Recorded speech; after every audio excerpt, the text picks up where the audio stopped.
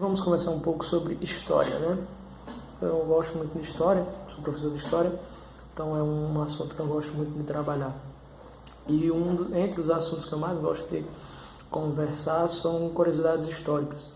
E agora me bateu uma curiosidade histórica bem interessante. Eu estava vendo no Twitter uma conversa sobre isso e é uma coisa muito interessante.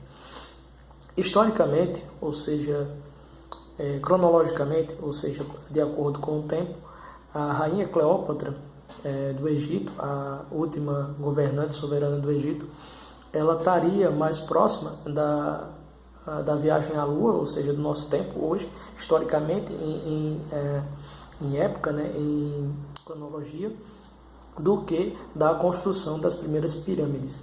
E aí o interessante é a gente comentar e entender por quê. O Egito ele é dividido em três partes durante o Egito independente. A gente tem o Antigo Império, o Médio Império e o Novo Império. Nesses períodos, tem sempre um período intermediário onde se teve anarquia política, né? Ou seja, vários faraós, vários locais. Teve uma época também que teve dividido em vários reinos, mas enfim. Desde do primeiro faraó, ou Narmer, ou o pessoal conhece como Menes, como o primeiro faraó, lá da primeira dinastia, e da pessoal ainda da época tinita, né?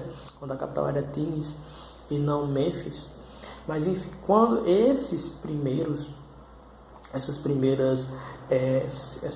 civilizações, essas primeiras dinastias foram suplantadas e tiveram várias outras dinastias. Só que o período da Cleópatra é um outro período da história egípcia. Por quê? A Cleópatra ela faz parte de uma dinastia grega, certo?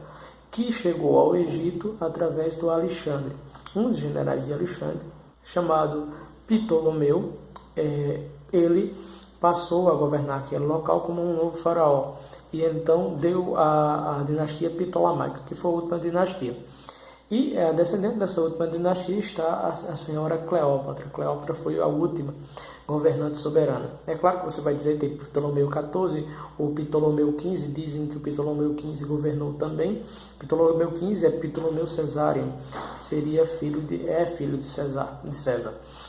Então, é faraó do Egito. Mas, teoricamente e de fato, o último governante de Roma, do Egito, foi Cleópatra.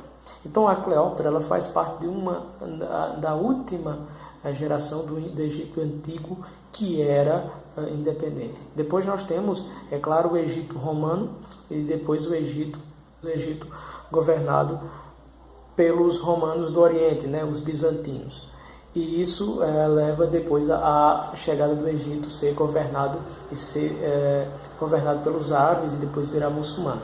Mas o Egito, como a Cleópatra conheceu, ele era diferente, muito diferente do Egito dos primeiros faraós e das primeiras pirâmides.